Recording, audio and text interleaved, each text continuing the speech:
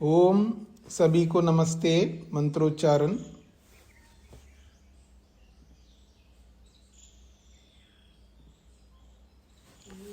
ओम सहनाववतु सहनौ भुनक्तु सह वीर्यं करवावहै तेजस्विनावधीतमस्तु मा विद्विषावहै।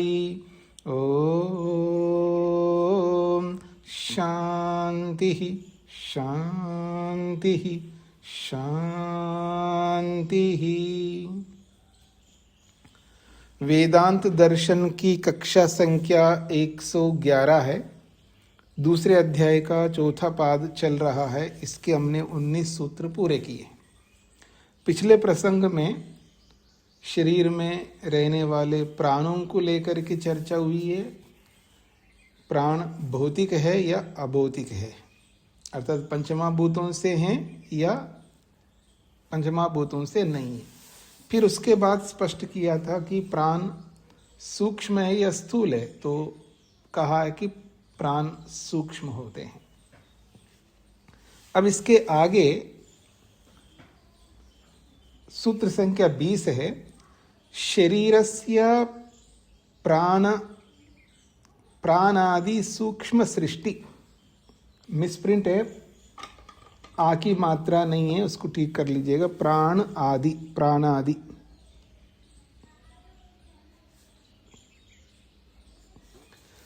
शरीरस्य प्राणादि सूक्ष्म सृष्टि परमात्मा विरचिता इति उक्तम। शरीर के अंदर रहने वाले जो प्राण आदि जो सूक्ष्म सृष्टि है, वो सूक्ष्म सृष्टि परमात्मा विरचिता, परमात्मा के द्वारा बनाया गया है। अपने आप तो कोई वस्तु बन नहीं सकती, तो जो सूक्ष्म प्राणादि जो सृष्टि है उसको परमात्मा ने बनाया। ये बात उक्तम कही है। इदानीं अब इसके आगे तस्य स्थूल सृष्टि अपि परमात्मा कृता इति उच्यते। अब इसके आगे तस्य स्थूल सृष्टि अपि, तस्य परमात्मना, उस परमात्मा की जो स्थूल सृष्टि है वो भी परमात्मा ने ही बनाई है। इस बात को अगले सूत्रों में कहा जा रहा है। संज्ञा मूर्ति क्लिप्तिस्तु त्रिवृत कुर्वता उपदेशात्। संज्ञा मूर्ति क्लिप्तिस्तु, संज्ञा मूर्ति क्लिप्ति ही तु त्रिवृत कुर्वता उपदेशात्। संज्ञा मूर्ति क्लिप्ति ही तु त्रिवृत कुर्वता। अपि अर्थे तु, सूत्र में जो तु शब्द आया है ये अपि अर्थ में आया, अर्थात भी अर्थ को कहने के लिए आया है। या ही संज्ञा क्लिप्ति मूर्ति क्लिप्तिश्च सापि त्रिवृत कुर्वत परमात्मना एव कृतिर्मन्तव्या। या ही संज्ञा क्लिप्ति,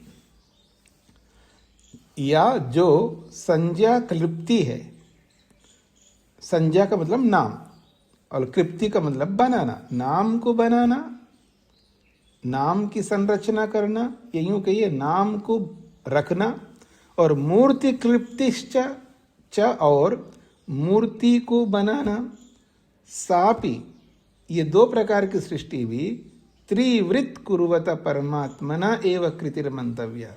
त्रिवृत, तीनों को लेकर के, त्रिवृत का मतलब है तीनों को लेकर के, अर्थात पृथ्वी जल अग्नि, इन तीनों को लेकर के परमात्मना एव कृति, परमात्मा की ही वो कृति है, नी का निर्माण है। इति मंतव्य, ऐसा मानना चाहिए। न जीवात्मना, जीवात्मा की कृति तो हो नहीं सकती, अर्थात जीवात्मा तो बना नहीं सकता, परमात्मा ने ही बनाया है। छांदोग्य श्रुतौ खलु तेजो अब अन्नानाम त्रिवृत्वम परमात्म कृतिम उक्त्वा पठ्यते। छांदोग्य श्रुति में खलु निश्चित रूप से तेज, अब अर्थात पानी, और अन्न अर्थात पृथ्वी, तो तेज, अप और अन्न, त्रिवृत्वम, ये तीन प्रकार अर्थात इन तीन वस्तुओं को मिलाकर परमात्मा कृतिम उक्त्वा, परमात्मा की कृति है ऐसा पठ्यते, चांदोग्य श्रुति में पढ़ा है।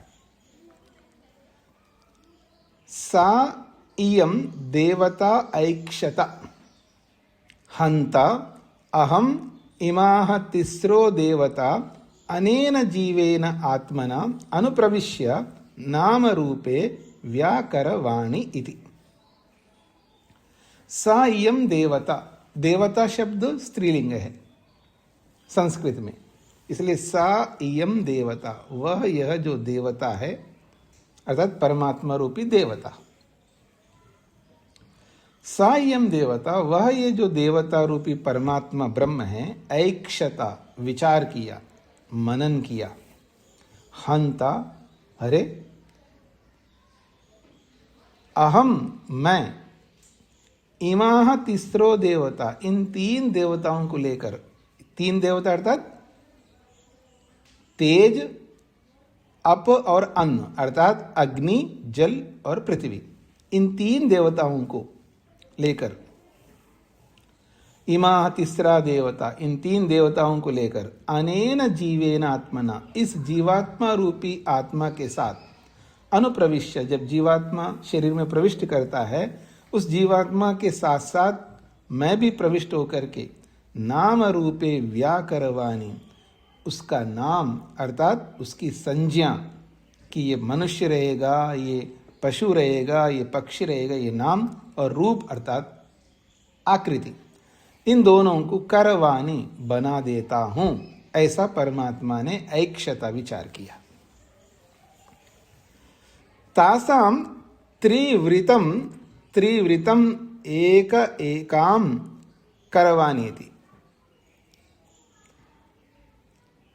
तासाम त्रिवृतम, उन तीन तत्वों को लेकर के, त्रिवृतम, तीनों को मिला करके, एक एकाम करवाने, एक एक को तीन तीन को लेकर के बना दो, एकाम, एका, एकाम का मतलब एक एक को, अर्थात ये तीन तत्व है ना, तो इन तीन तत्वों को लेकर के एक एक वस्तु में तीन तीन मिलाना, मतलब तीनों को लिया, एक वस्तु बनाया, तो उस एक वस्तु को बनाने का मतलब है तीनों में से किसी एक को लेकर के एक वस्तु बनाए, ऐसा नहीं है। तीनों को लेकर के, तीनों को मिलाकर के हर वस्तु में तीन तीन तत्व है, पृथ्वी जल अग्नि, पृथ्वी जल अग्नि, इसका तात्पर्य है। तो तासाम त्रिवृतम, त्रिवृतम एक ही काम करवानी, उन तीनों को लेकर के, तीनों को एक एक वस्तु में तीनों को मिला करके वस्तुओं को बनाता हूं, ऐसा इसका तात्पर्य है। अत्र खलु नाम व्याकरणम संज्ञा क्लिप्ति, रूप व्याकरणम मूर्ति क्लिप्ति। अत्र खलु, ये जो प्रमाण दिया है चांदोग्य का, इस प्रमाण में दो शब्द आए, नाम और रूप, बार बार आता, नाम रूपे व्याकरवाणी, तो नाम और रूप को बनाए, तो नाम क्या चीज है, ये रूप क्या चीज है, उसको भाष्यकार स्पष्ट कर रहे खोल करके। अत्र खलु, इस श्रुति में नाम व्याकरणम, ये जो नाम को बनाना है, इसका क्या मतलब है, संज्ञा कृप्ति, नाम रखना, और रूप व्याकरणम, रूप को बनाने का मतलब क्या है, मूर्ति क्लिप्ति, मूर्ति को बनाना। नाम रखना मतलब ये पशु है, ये मनुष्य है, ऐसा नाम रखना, और उसकी मूर्ति अर्थात उसकी आकृति बनाना, ये दो चीजें परमात्मा ने की है। ये नाम रूपे का अर्थ बताया यहां पर। थे उभे अपि जीवात्मना सह अनुप्रविश्य शरीरे परमात्मा एव करोति। ते उभे अपि जीवात्मना सह अनुप्रविश्य, ते उभे अपि, वो दोनों ही अर्थात आत्मा परमात्मा दोनों, जीवात्मना सह अनुप्रवेश, क्योंकि जीवात्मा के साथ ही अनुप्रविश्य, प्रविष्ट होकर के, ते उभे का मतलब परमात्मा जीवात्मा ना लेकर के, एक है ना, ते उभे परमात्मा और वो तीनों तत्व, क्योंकि तीनों को लिए ना, इमाह तीसरो देवता, इन तीन देवताओं को ले रहे, तो ते उभे, वो दोनों देवता, अर्थात एक तो पृथ्वी जल अग्नि रूपी देवता और एक परमात्मा रूपी देवता, ते उभे अपि, वो दोनों ही जीवात्मा ना सह, जीवात्मा के साथ साथ अनुप्रविश्य शरीरे, शरीर में जीवात्मा के साथ प्रविष्ट होकर के फिर आगे जो निर्माण हो रहा है वो परमात्मा एवं करोति, वो परमात्मा ही करता है। यदा ही गर्भे जीवात्मा प्रविशति, यदा ही गर्भे जीवात्मा प्रविशति, जब गर्भ के अंदर जीवात्मा प्रविष्ट करता है, तदा एव परमात्मनो अपि तद अनुप्रवेशनम अवश्यम भवितव्यम। जब जीवात्मा प्रवेश करता है उसी समय शरीर के अंदर परमात्मा को भी उसके पीछे पीछे प्रवेश करना होना ही चाहिए। ये अलंकारिक वर्णन है। अर्थात तस्य विभुत्वात्, वो विभु होने के कारण से उसको भी वहां प्रविष्ट होना अनुभव, अर्थात उसका भी प्रवेश वहां पर है ऐसा समझना चाहिए। अर्थात जीवात्मा पहले नहीं है, जीवात्मा के साथ साथ परमात्मा भी प्रविष्ट होता है, इसका तात्पर्य नहीं है। तदानीम तदा एव परमात्मनो अपि तद अनुप्रवेशनम प्रवेशेन अवश्यम भवितव्यम। तदा एव, उसी जीवात्मा के साथ ही परमात्मा को भी उसके पीछे पीछे प्रविष्ट होना ही चाहिए। क्यों होना चाहिए जी? तस्य विभुत्वात्, वो तो विभु है, वो पहले से विद्यमान है। अर्थात जब जीवात्मा प्रवेश हो रहा है तो वह परमात्मा को विद्यमान होना ही पड़ेगा, तभी तो शरीर बनाएगा, ये इसका तात्पर्य है। तदानीम शरीर अंग निर्माणम परमात्मा जीवार्थम करोति, उस समय शरीर के अंगों का निर्माण परमात्मा ही करता है। किस लिए? जीवार्थम करोति, जीवात्मा के लिए करता है। न जीवात्मा तत्कर्ता अस्ति, इसलिए वह जीवात्मा उस शरीर को बनाने वाला नहीं है। कौन सा जीवात्मा है जी? प्रविष्ट होने वाला नहीं, माता रूपी जीवात्मा। प्रविष्ट होने वाला तो क्या बनाएगा? उस शरीर को जीवात्मा नहीं बनाता है। अर्थात कौन सा जीवात्मा? जो मां के रूप में जो जीवात्मा है वो नहीं बनाता, ये इसका तात्पर्य है।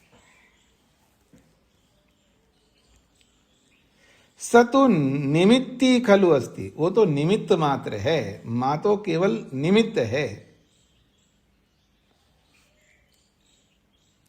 तन निमित्तम ही करोति परमात्मा, और उस जीवात्मा के कारण से, उस निमित्त से ही तो परमात्मा शरीर को बनाता है, ताकि माँ को खुशी मिले और पैदा होने वाले को भी सुख मिले, दोनों को सुख मिले। परमात्मा तस्य भोग साधनाय, परमात्मा जो है तस्य भोग साधनाय, उस जीवात्मा के भोग के साधन के लिए, भोग के साधन के रूप में उसको बना रहा है। अर्थात जीवात्मा को सुख भोगना है, अर्थात भोग करना है, तो भोग कैसे करेगा? भोग का साधन होना चाहिए। तो भोग के साधन के लिए उस जीवात्मा के लिए शरीर को बना रहा है परमात्मा, ये इसका तात्पर्य है। परमात्मा ही बना रहा है, ये कैसे पता लगेगा? प्रश्नकर्ता कह रहे कुतो अवगम्यते परमात्मा शरीरे अंगानाम विरचयिता, कुतो अवगम्यते, कैसे ये जाना जाता है कि परमात्मा ही शरीर में, शरीर के अंगों का रचयिता है? ये कैसे पता लगेगा? उच्यते, इसका समाधान दे रहे हैं। उपदेशात् तत्र उपदिश्यते त्रिवृत करणस्य कर्ता परमात्मा, तत्र अर्थात उपनिषद में, उस उपनिषद में उपदिश्यते, उपदेश किया जाता है। क्या? त्रिवृत करणस्य कर्ता परमात्मा, त्रिवृत करणस्य, तीनों को लेकर के बनाने वाला कर्ता के रूप में परमात्मा का निर्देश उस उपनिषद में किया है। सएव च शरीर अंगानामपि, और वही शरीर के अंगों को बनाने वाला है। जैसे पृथ्वी जल आदि तीनों को निर्माण करता है, तो वही शरीर के अंगों का भी निर्माण करता है। पहले बताया ना कि पृथ्वी को, जल को, अग्नि को परमात्मा ने बनाया। तो जो त्रिवृत है, त्रिवृत कर्ण से, जो तीनों को बनाने वाला कर्ता परमात्मा है, और वही तीनों को बनाने वाला है शरीर के अंगों को भी बनाया है, ये इसका तात्पर्य है। सायम देवता शब्दे न या ही खलु देवता परमात्मा तेजो अब अन्नानाम त्रिवृत कर्ता सही देवता परमात्मा शरीरे नाम रूपयो अपि कर्ता, इसी बात को स्पष्ट किया है। ये जो बात कही ना, त्रिविध कर्णस्य कर्ता परमात्मा सहेव च शरीर अंगानाम अपि, इस वाक्य को और खोल करके स्पष्ट कर रहे हैं। क्या? सायम देवता शब्देना, उपनिषद में सायम देवता जो शब्द आया है, इस शब्द से या कलु देवता परमात्मा, जो देवता परमात्मा को लिया है वहां पर, सायम देवता से जो परमात्मा को लिया है, और वही परमात्मा तेजो अब अन्नानाम त्रिविध करता, तेज जल अग्नि इन त्रिविध, इन तीनों का करता है। सही देवता परमात्मा, और वही देवता रूपी परमात्मा है शरीर, शरीर के अंदर नाम रूपयो अपि करता, नाम और रूप का भी वही करता है। अर्थात पुरुष शरीर है या स्त्री शरीर है या नपुंसक शरीर है या कुत्ता का शरीर है या किसका शरीर है, उसका नाम और उसकी आकृति, इन दोनों का भी कर्ता वही परमात्मा है, वही देवता है, जो देवता त्रिविध का है, अर्थात अग्नि जल पृथ्वी का है। तो जो कर्ता अग्नि जल पृथ्वी का है, वही कर्ता शरीर के अंदर इस मनुष्य रूपी नाम का और उसकी आकृति का भी वही करता है। अपिच, और भी, सायम देवता अनुप्रविश्य व्याकरवाणी, सायम देवता अनुप्रविश्य करवाणी, ये जो प्रमाण छांदोग्य में आया है, इसको समझा रहे हैं। इत्यत्र, इस प्रमाण में समान कर्तृकयो पूर्व काले, ये व्याकरण का सूत्र है, इसका अभिप्राय बता रहे हैं। इति प्रामाण्याद, इस प्रमाण से पता लगता है, समान कर्तृकयो, उभयत्र कर्ता समान, समान कर्तृकयो, दोनों कर्ता है यहां पर। पूर्व काले, ये तो व्याकरण की दृष्टि से वहां दो वाक्य दिया है, दो वाक्यों में पहले वाक्य का भी वही करता है, दूसरे वाक्य का भी वही करता है। इस बात को समझाने के लिए ये सूत्र है। जो व्याकरण में दो वाक्य बना करके दिखाया, तो एक वाक्य में जो कर्ता बन रहा है, वही कर्ता दूसरे वाक्य का भी करता है, ऐसा बताने के लिए सूत्र है यहाँ पर। तो उसको प्रमाण दे करके यहाँ पर भी बताया जा रहा है। इस प्रमाण से पता लगता है उभयत्र कर्ता समान, दोनों स्थितियों में निर्माण करने वाला कर्ता समान है। दोनों कौन स्थिति है? पृथ्वी जल अग्नि, इन तीनों को बनाने वाला भी वही करता है, और शरीर के अंदर जो नया शरीर बनाने वाला कर्ता भी वही है। इन दोनों जगहों पर एक ही करता है। इस बात को बताने के लिए ये व्याकरण का सूत्र दिया है। इस सूत्र में भी दो वाक्य आते हैं, तो उन दोनों वाक्यों का एक ही कर्ता होता है। तथा च अन्यत्रपि नाम रूपयोर विधाता परमात्मा ही उपदिश्यते। अन्यत्र का मतलब है उसी उपनिषद में दूसरे स्थान पर, अन्यत्र दूसरे स्थान पर नाम रूपयोर विधाता, नाम और आकृति इन दोनों का विधाता बनाने वाला परमात्मा ही है, ऐसा उपदेश किया जाता है। वो प्रमाण दे रहे हैं, आकाशो वै नाम रूपयोर निर्वहिता, आकाशो वै नाम रूपयोः निर्वहिता। ये जो आकाश रूपी परमात्मा है, वही नाम और रूप को बनाने वाला है, ऐसा छांदोग्य के दूसरे प्रमाण में भी यही बात कही है। और केवल श्रुति में ही कही हो ऐसा नहीं है, स्मृति में भी कही है। स्मृतौ अपि, स्मृति में भी ऐसा ही कहा है। क्या? सर्वेषां तु स नामानि कर्माणि च पृथक पृथक वेद शब्देभ्य एव आदौ पृथक संस्थाश्च निर्ममे। ये भी श्लोक अनेक बार पीछे आया है। सर्वेषां तु स नामानि कर्माणि च पृथक पृथक, स वह परमात्मा, सर्वेषां सभी पदार्थों के, नामानि नामों को, कर्माणि उनके कर्मों को, पृथक पृथक अलग अलग से बनाया है। ये चंद्रमा है, ये नाम हो गया, और उसका कर्म ये ऐसा कर्म करेगा, ये गोल घूमेगा। चंद्रमा किसके पीछे घूमता है जी? धरती के पीछे, ये उसका कर्म है। ऐसा सूर्य ये है, ये नाम है और उसका कर्म ये है। ऐसा हर वस्तु का नाम और उसके कर्म, इन दोनों को अलग अलग उन्होंने बनाया है। तो स व परमात्मा सर्वेशाम, सभी पदार्थों के नामानी, उनके नाम, उनकी संज्ञाएं और उनके कर्म, ये दोनों पृथक पृथक अलग अलग उन्होंने किया है। कैसे किया है? वेद शब्देभ्य एव आदो, आदो सृष्टि के आरंभ में वेद के शब्दों से ही उनके नाम और उनके कर्म निर्धारण किया है। इसलिए पृथक संस्था च, वो अलग अलग, ये नाम है अलग है और उसका कार्य अलग है। इसे पृथक संस्था, उनके लिए अलग निर्धारित किया है और ऐसा निर्धारित करके निर्म में बनाया है। मतलब इसका ये नाम रहेगा और इसका ये कर्म रहेंगे। कर्म कहो कर्तव्य कहो, इसका ये नाम और इसका ये कर्तव्य, ऐसा अलग अलग रख करके फिर अलग अलग निर्धारण करके अपनी बुद्धि में फिर निर्म में उनको बनाया है। वेदे चयो देवानाम नामधा, और सीधा सीधा वेद में भी ये स्पष्ट किया है कि यो देवानाम नामधा, जो देवों का नाम रखने वाला है। तस्मात् परमात्मा ही शरीरे स्थूल अंगानामपि निर्माता इति निरवध्यम। तस्मात्, इसलिए परमात्मा ही शरीर में स्थूल शरीर के जो भी अंगों का निर्माण हुआ है उनका परमात्मा ही निर्माता है, ऐसा निरवध्यम, बिना विघ्न के सिद्ध होता है, बिना विघ्न के सिद्ध हो जाता है। सूत्रार्थ, सृष्टिकर्ता परमात्मा ने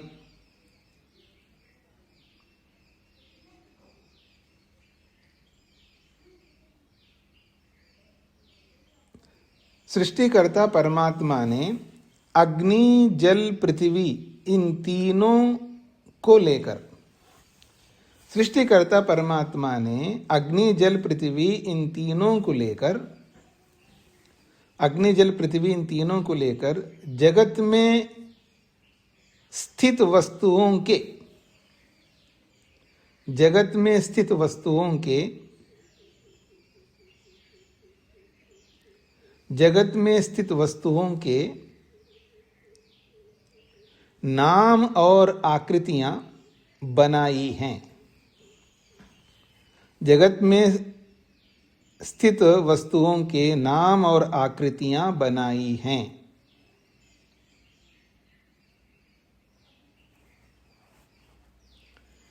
जगत में स्थित वस्तुओं के नाम और आकृतियां बनाई हैं, ऐसा ही श्रुति में वर्णन होने से, ऐसा ही श्रुति में वर्णन होने से।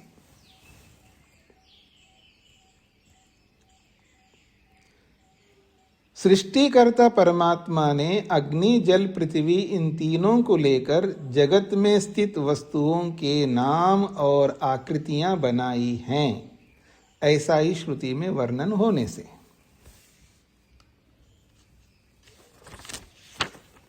हाँ जी, स्पष्ट हो गए जी। मुख्य बात है कि स्थूल शरीर को भी परमात्मा ने बनाया, ये सरल बात है, पर ये विस्तार से समझाया, उसी बात को प्रमाण पूर्वक समझाया। नरेश जी। स्वामी जी, यहाँ 3 की बात क्यों हुई है, 5 की बात क्यों नहीं हुई है? ऐसा है कि आपने सांख्य पढ़ा हो तो वहाँ पर 500 को तो माना है, लेकिन मुख्य रूप से 3 होते हैं जिसको हम देख पाते हैं शरीर के अंदर। पृथ्वी तत्व को, जल तत्व को, अग्नि तत्व को अनुभव कर पाते हैं। बाकियों का ऐसा, वो तो अवकाश देने का काम आकाश करता है, ठीक है ना। तो स्पर्श का तो सबका सहयोग है, 500 का है, लेकिन मुख्य 3 है, इसलिए तीनों को लेकर के बोला है। 3 चीजों को लेकर के पीछे बताया था बहुत सारे संख्या। जब संख्या को लेकर के बोला जाता है तो वहां पर मुख्य जो होते हैं 3 में मुख्य यही होते हैं, इसलिए इन तीनों को लेकर के बोला है। ठीक है जी। ठीक है सर। हाँ जी, तो आगे बढ़ता हूं जी मैं। हाँ, अनीता जी। स्वामी जी प्रणाम। ये इसमें जो ते उभेद अपि जीवात्मना सह अनुप्रविश्य, जी तो इसमें जीवात्मा के साथ हम लेंगे परमात्मा और ये तीन तत्व जो है पृथ्वी जल अग्नि। हाँ जी, हाँ जी। पृथ्वी जल अग्नि ये एक प्रकार के देवता है और परमात्मा दूसरे प्रकार का है। मतलब जड़ देवता और परमात्मा चेतन, ये दोनों जीवात्मा के साथ साथ प्रविष्ट होकर होते हैं, इसका तात्पर्य है। और परमात्मा प्रविष्ट होता है तो उसका तात्पर्य बता दिया है, प्रविष्ट होने का मतलब उसकी व्यापकता। जी। ता तेजो अब अन्न रूपा अग्नि जल भूमि रूपा। ता वे जो तेज जल और अग्नि, ये जो तीन स्वरूप वाली ये जो देवता है, ता ये स्त्रीलिंग में इसलिए देवता का विशेषण है। ता तेजो अब अन्न रूपा, वे जो देवता है तेज पानी और अन्न रूपी पृथ्वी, ये अन्न या यूं के अन्न, वो जो तेज अप और अन्न है वो क्या चीज है? तो कहते अग्नि जल भूमि रूपा, वो देवता अग्नि जल भूमि रूप वाले हैं। तीसरा, और ये तीन हैं, बहि त्रिविध भूता देवता, और ये तीनों बहि त्रिविध भूता देवता, ये बाहर जो है, मतलब बाहर एक प्रकार से समझ में आने वाले ये तीन प्रकार के देवता है। बाहर का मतलब है शरीर से बाहर रहने वाले। इमा तीसरो देवता, और यही तीनों पृथ्वी जल अग्नि रूपी जो तीन देवता है, पुरुषम प्राप्य, और पुरुष को प्राप्त होकर के, पुरुषम का मतलब है शरीर को प्राप्त होकर, शरीर के रूप में प्राप्त होकर के, त्रिविध एक एका भवति, और उसका त्रिविध एक एक के तीन भेद होते हैं। मतलब वो तीनों मिलकर के शरीर बना है, पर वो एक के भी तीन रूप होते हैं, ये इसका तात्पर्य है। इत्थम त्रिवृत्तम पुनः कथम गच्छन्ति इति उच्यते। इत्थम, इस प्रकार से ये तीनों मिलकर के शरीर बनते हैं, फिर तीनों में से एक के भी तीन रूप जो होते हैं, ये कैसे होते हैं, इस बात को उच्यते बताया जाता है। गच्छन्ति का मतलब है प्राप्नोति। त्रिवृत्तम पुनः कथम गच्छन्ति, तीनों एक तीन स्वरूपों को कैसे प्राप्त होते हैं, इति उच्यते, इसका समाधान कर रहे हैं।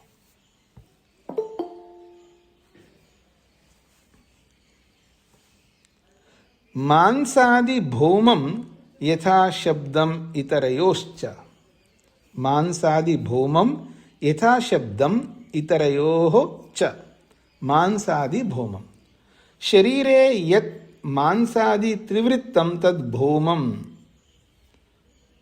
शरीरे यत् मांसादि, शरीर के अंदर मांस आदि जो अंग है, ये त्रिवृत्वम, ये तीन चीजों से बने हुए हैं। और ये तीनों कहां से आए हैं? तद भौमम, वो भौमम कहलाते, अर्थात भूमि के ये तीन भाग है। भूमे अर्थात अन्नस्य, अन्न रूपी भूमि के ही ये तीन प्रकार की चीजें, मांस आदि।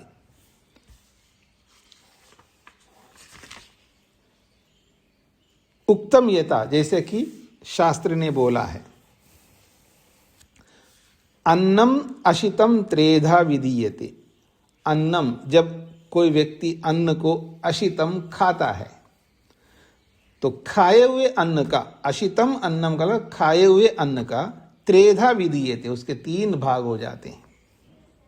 तस्य यः स्थविष्टो धातु तत्पुरुषम भवति, उस खाए हुए अन्न के तीन जो भाग बन रहे हैं, उसका जो स्थविष्ट भाग है, स्थविष्ट कहते मतलब स्थूल भाग, मोटा भाग, स्थविष्टो धातु, उसका जो स्थूल धातु है, यानी उसका स्थूल तत्व है, तत्पुरुषम भवति, वो मल बन जाता है। यो मध्यमा, और उसका जो बीच का जो भाग है, खाए हुए अन्न का जो बीच का भाग जो बनेगा, वो मध्यम भाग कहलाता है। तो वो तद मांसम, वो मांस बन जाता है। यो अनिष्ठ, और जो उसका सूक्ष्म भाग है, खाए हुए अन्न का जो सूक्ष्म एसेंस के रूप में जो भाग है, वो तत्मना, वो मन को प्राप्त होता है। यानी खाए हुए अन्न का जो स्थूल भाग जो है वो मल के माध्यम से बाहर निकल जाता है, उसका जो मध्यम भाग है वो मांस को प्राप्त होता है, उसका जो सूक्ष्म भाग है वो मन को प्राप्त होता है। इतरयो च यथा शब्दम, और बाकी जो है अन्न को लेकर के बताया, यानी पृथ्वी तत्व को लेकर के बताया, ऐसे जल और अग्नि तत्व को भी समझना चाहिए। इतरयो का मतलब है बचे हुए दोनों, जल और अग्नि। यथा शब्दम, जैसा शब्द शास्त्र कहता वैसे समझ लेना चाहिए। इतरयो अर्थात तेजसो अप तेजसो, जल और अग्नि का, यथाश्रुति विजयम, जैसा श्रुति कहती है वैसे समझ लेना चाहिए। तो क्या कहती है श्रुति? मूत्र लोहित प्राणा अपाम कार्यम। अपाम कार्यम, जलों का कार्य क्या है? मूत्र बनाना, लोहित खून बनाना, और प्राण को शक्ति देना। ये अपाम कार्यम, ये जल का कार्य है। तो जल का भी 3 भाग बन गए, पृथ्वी के 3 भाग बन गए, ऐसे अग्नि के भी 3 भाग बने रहे। अस्ति मज्जा वाक् च तेजसा, तेजसा कार्यम, अग्नि का कार्य क्या है? हड्डियों को बनाना, मज्जा को बनाना और वाणी को शक्ति देना। ये अग्नि का कार्य है। सूत्रार्थ, शरीर के जो मांस आदि धातुएं हैं, शरीर के जो मांस आदि धातुएं हैं,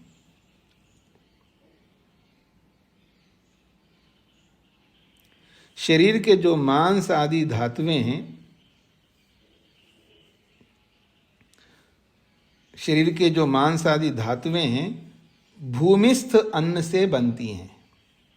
भूमिस्थ अन्न से बनती हैं। भूमिस्थ अन्न से बनती हैं। और बाकी जल व अग्नि के विषय में, और बाकी जल व अग्नि के विषय में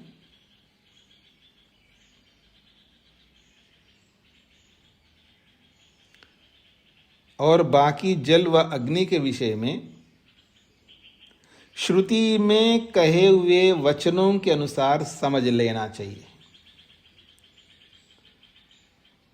और बाकी जल व अग्नि के विषय में श्रुति में कहे हुए वचनों के अनुसार समझ लेना चाहिए। और बाकी जल व अग्नि के विषय में श्रुति में कहे हुए वचनों के अनुसार समझ लेना चाहिए। शरीर के जो मांस आदि धातुएं हैं, भूमिस्थ अन्न से बनती हैं। और बाकी जल व अग्नि के विषय में श्रुति में कहे हुए वचनों के अनुसार समझ लेना चाहिए।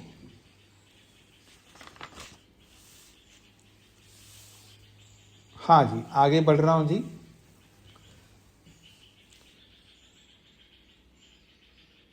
दूसरे अध्याय का चौथे पाद का अंतिम सूत्र 22वां। हाँ जी, अजीत जी।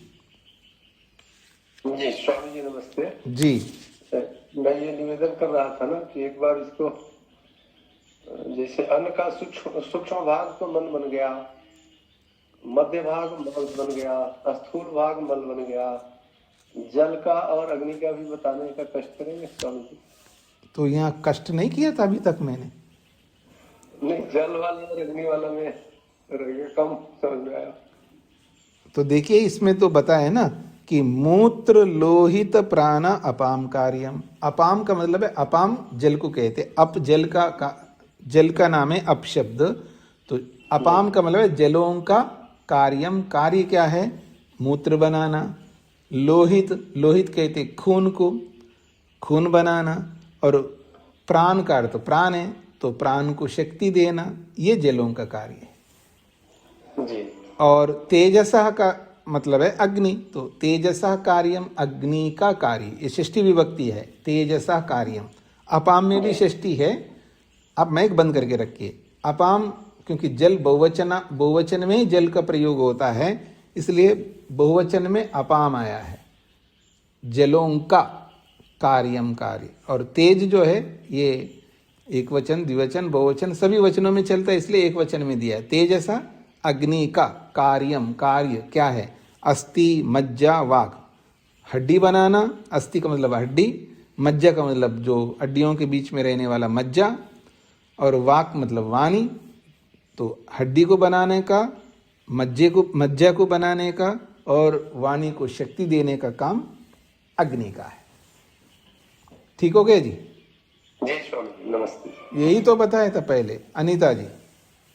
हाँ ओम स्वामी जी, ये अप से हम ये प्राण को ले रहे हैं, अपान प्राण को भी ले सकते हैं।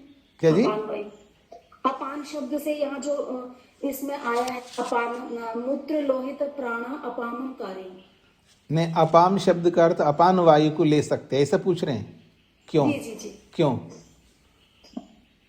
अभी जो मैं बता रहा था, तो जब मैं बताता हूं तो आप लोग ध्यान से नहीं सुनते लगता है। जब मैं इतना व्यापक रूप से बोला है कि जल को अप कहते हैं, और जल शब्द संस्कृत में अप है, और अप बहुवचन में ही चलता है, वो एक वचन द्विवचन में नहीं चलता। तो अप का षष्ठी विभक्ति का अपाम बनता है, ये सब बता चुका हूं। फिर आप कैसे पूछ सकते हैं कि अपाम का मतलब अपान वायु ले सकते हैं? कैसे लेंगे? जी स्वामी जी, क्षमा कीजिए, गलती लगा, थोड़ा सा मैंने अपान वायु समझ लिया है कि तो आप ध्यान, अपान तो जल है जी, जल को अपान मैंने अपान तो नहीं बोला ना, अपाम बोला है। कोई बात नहीं है, थोड़ा ध्यान देंगे तो एक ही बार में समझ में आएगा। ठीक है, तो आगे बढ़ो जी।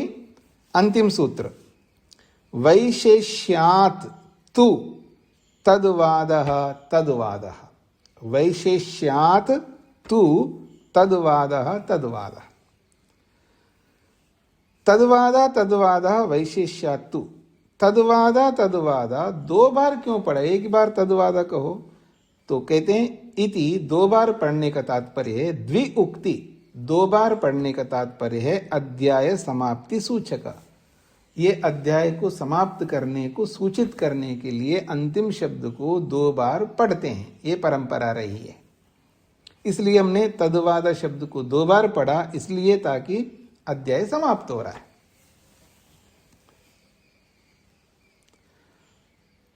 अब ये जो तद्वादा है क्या है? तद्वादः पूर्व सूत्र प्रदर्शितो मांसादि भौमम इत्यादि वादः। पूर्व सूत्र प्रदर्शित मांसादि भौमम, पूर्व सूत्र में अर्थात 21वें सूत्र में जो दर्शाया है मांसादि तीन तत्व भूमि के कारण से, पृथ्वी के कारण से बनते हैं, इत्यादि वाद। इत्यादि का मतलब है पूर्व सूत्र में जल को भी लेकर के बोला, अग्नि को भी लेकर के बोला, इसलिए यहां पर इत्यादि बोला है। तो भूमि इत्यादि वादः, भूमि इत्यादि का मंतव्य है। वादा का अर्थ है मंतव्य, सिद्धांत।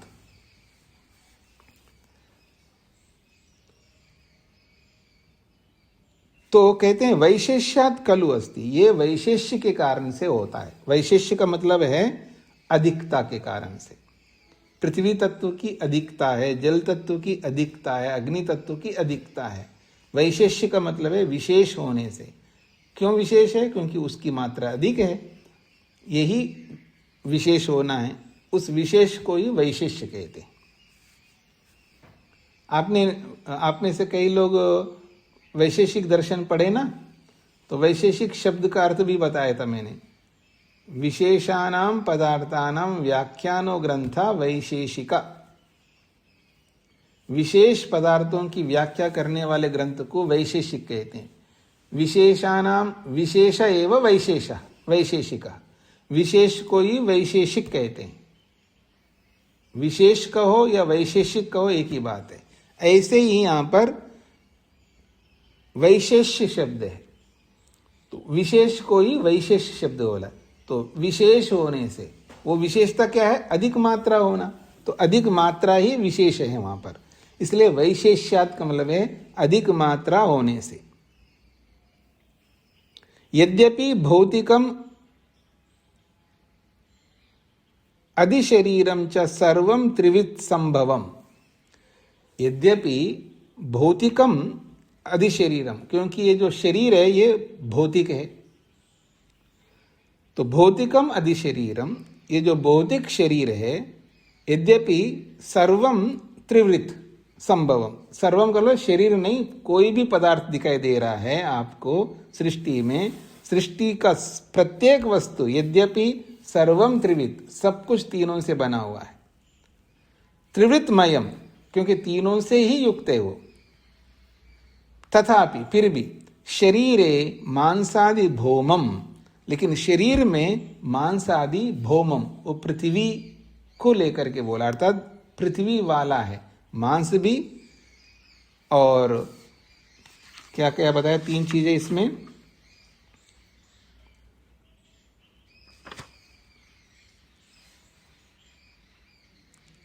मांस और मल, मांस और मन को मिलने वाली शक्ति, ये तीनों, ये यद्यपि ये भौमम पृथ्वी प्रदान वाले हैं।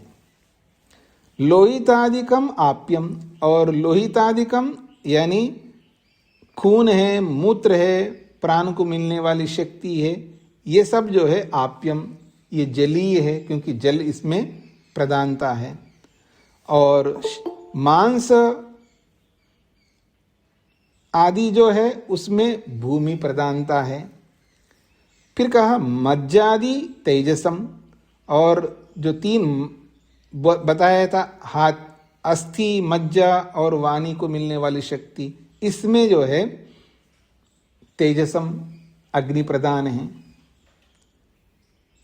वैशेष्यात, वैशेष्यात को बोला है बाहुल्यात, अर्थात आधिक्यात अथवा भूयस्त्वात उच्यते।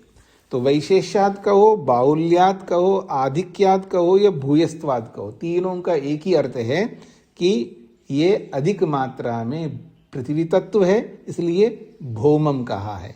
अधिक मात्रा में जल तत्व है, इसलिए उनको आप्यम कहा है। अधिक मात्रा में अग्नि है, इसलिए उसको तेजस कहा है।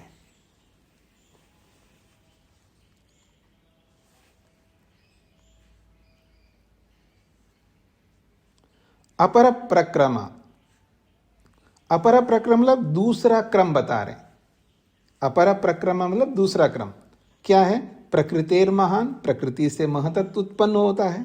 महतो अहंकार, महतत्व से अहंकार उत्पन्न होता है। अहंकारात 5 तन्मात्रानि, अहंकार से 5 तन्मात्राएं उत्पन्न होती है।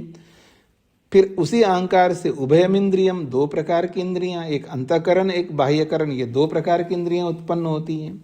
फिर कहा तन्मात्रेभ्य स्थूलभूतानि, और तन्मात्राओं से स्थूल उत्पन्न होते हैं। फिर उसके बाद पुरुष बोला है, अर्थात शरीर को बोला है।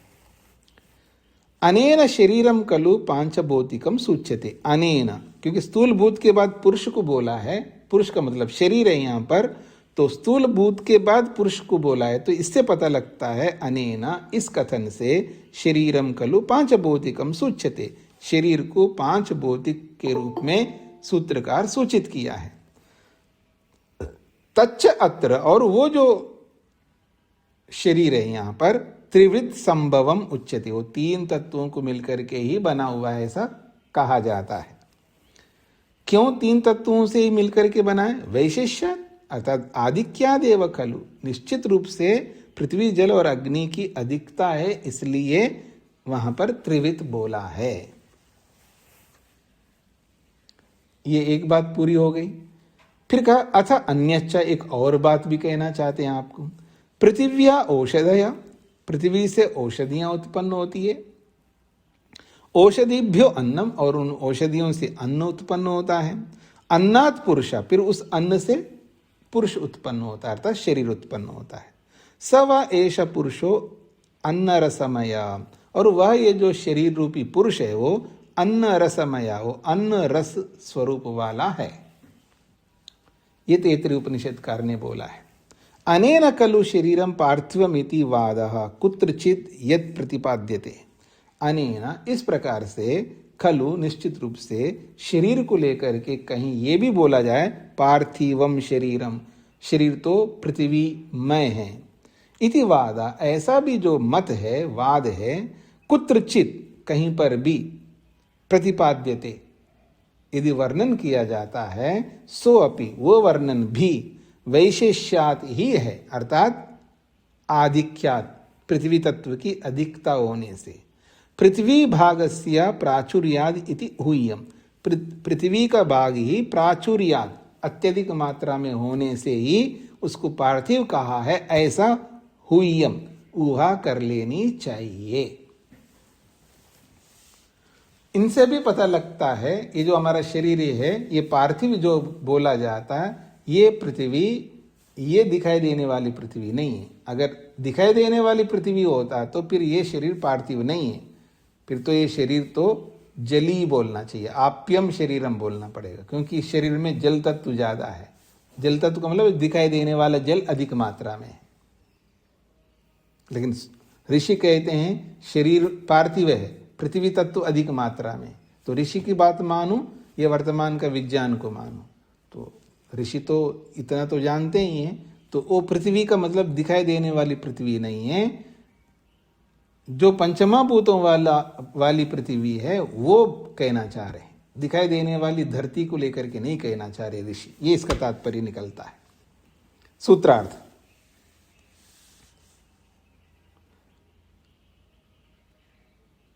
यह जो शरीर है वह पांचों भूतों से निर्मित है। यह जो शरीर है वह पांचों भूतों से निर्मित है। यह जो शरीर है वह पांचों भूतों से निर्मित है।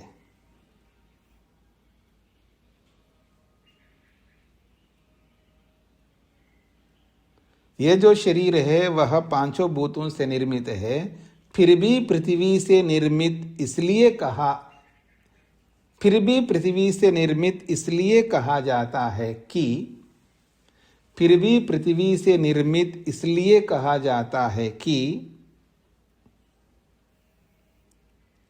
फिर भी पृथ्वी से निर्मित इसलिए कहा जाता है कि पृथ्वी तत्व की अधिकता होने के कारण से। पृथ्वी तत्व की अधिकता होने के कारण से, पृथ्वी तत्व की अधिकता होने के कारण से यह जो शरीर है वह पांचों भूतों से निर्मित है। फिर भी पृथ्वी से निर्मित इसलिए कहा जाता है कि पृथ्वी तत्व की अधिकता होने के कारण से। तो ये आपका दूसरा अध्याय समाप्त है। अब और 2 अध्याय बचे हुए हैं। आधा पूरा हुआ है, आधा अभी बाकी है, ऐसा आप समझ सकते हैं। किसी का कोई प्रश्न है आज के पाठ से संबंधित? तो यदि नहीं है तो मैं इसको यहीं पर विराम दूंगा आज। ओम शांति शांति शांति। सभी को नमस्ते।